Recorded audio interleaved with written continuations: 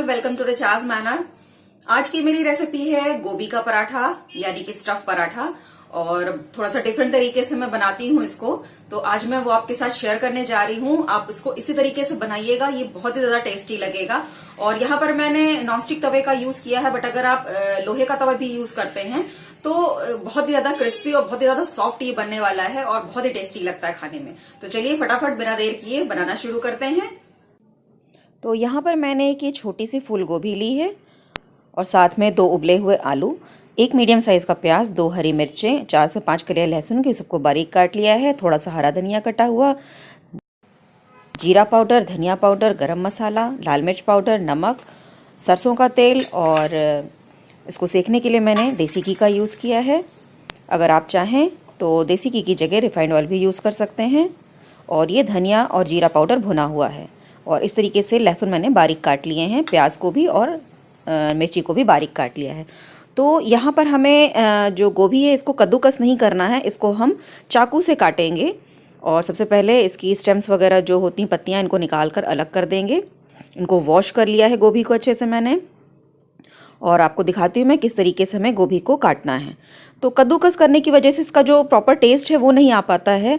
तो मैं क्या करती हूँ कि मैं इस तरीके से चाकू से इसको बारीक बारीक सा काट लेती हूँ हाथ से। तो जो ऊपर के फूल हैं वो तो आसानी से कट के छोटे छोटे टुकड़ों में कट जाते हैं। जो नीचे की साइड में स्टेम आ जाती है उसमें आप छोटे छोटे स्लिट्स लगाइए, लंबी भी और बेड़ी भी, और फिर उसको छोटे छोटे टुकड़ों में काट लीजिए और वो इस तरीके से दिखते हैं कट कर। तो चलिए इसमें बाकी की चीज़ें भी मिला लेते हैं। तो एक बड़ी बाउल में मैंने ये गोभी को निकाल लिया है और इसमें हमें सिर्फ उतने ही आलू यूज़ करने हैं जिसमें कि आलू डालने से गोभी अच्छे से बंध जाए। तो ये देखिए, इस तरह से आप हाथ में दबाकर देखेंगे तो ये बस बंध जाएगी गोभी। हमें ज़्यादा आलू नहीं लेना है क्योंकि हमें आलू का नहीं, हमें गोभी का पराठा बनाना है। और उसके बाद हम यहाँ पर लहसुन, प्याज और हरी मिर्च, हरा धनिया, सब चीज़ों को मिलाकर अच्छे तरीके से मिक्स कर लेंगे।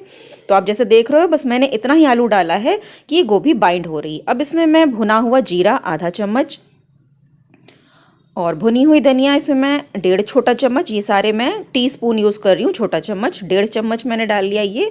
और अब आधा टीस्पून मैंने यहाँ पर गरम मसाला लिया है और चौथाई से आधा टीस्पून लाल मिर्च पाउडर और 1 से सवा चम्मच के करीब मैंने नमक डाला है।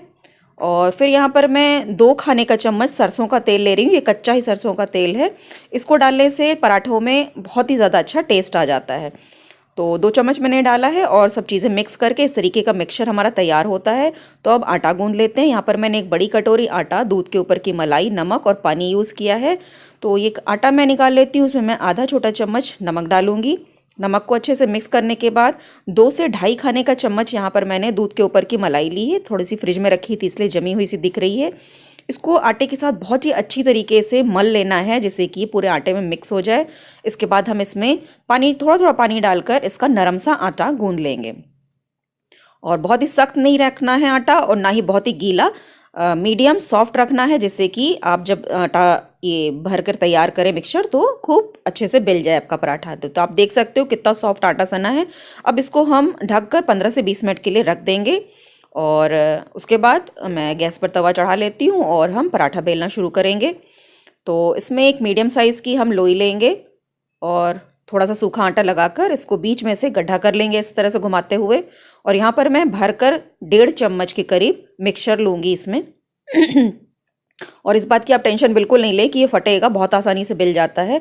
तो इस तरीके से आप दबाते हुए स्पून से सब तरफ से आटे की लोई के अंदर मिक्सचर को भर दीजिए और उसके बाद से हाथों से इस तरह से दबाते हुए आटे को आप ऊपर से बंद कर दीजिए। ज़्यादा ऊपर तक आटा मत ले जाइए, नहीं तो एक जगह पर आटा इकट्ठा हो जाएगा और फिर उसमें वो टेस्ट नहीं आएगा। तो मैंने हल्का सा ऊपर से बंद करके और सूखा सा आटा लगा लिया है और इस तरीके से उसको मैंने बेल लिया है। आप देख सकते हो बिल्कुल भी फटा नहीं है ये और आसानी से बेल जाता है। कहीं पर थोड़ा सा बड़ा पीस आएगा तो भले ही निकल जाए, वरना बहुत आसानी से बेल जाता है। तो एक बार फिर से मैं आपको दिखाती हूँ कि कितनी आसानी से पराठा भर कर और बेला जा सकता है। तो आप बिल्कुल भी ये टेंशन नहीं लीजिए कि गोभी के बड़े पीसेस होने की वजह से आप इसको बेल नहीं पाएंगे। इस तरीके से आप बहुत ही आसानी से इसको बेल सकते हैं। अब इसको हम तवे पर डाल के दोनों तरफ से पलटकर पहले सेक लेंगे और उसके बाद हम इसके ऊपर घी डालेंगे और घी लगाकर इसको सेकेंगे।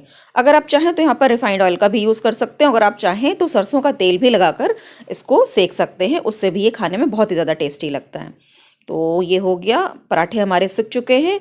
और आइए मैं आपको इसको काट के भी दिखाती हूँ कि अंदर से कैसा दिखता है। आप इसके साथ सर्व कर सकते हो हरी धनिया की चटनी। यहाँ पर मैंने टमाटो केचप का यूज़ किया है और आप देखो कितना ज़्यादा लजीज दिख रहा है, बहुत ही ज़्यादा टेस्टी होता है ये खाने में। आप भी इसको ज़रूर ट्राई करिएगा। और ये कितना सॉफ्ट है, मैं उसको आपको तोड़ के दिखाती हूँ। अगर आपको रेसिपी पसंद आए तो उसको लाइक एंड शेयर ज़रूर कर दीजिएगा।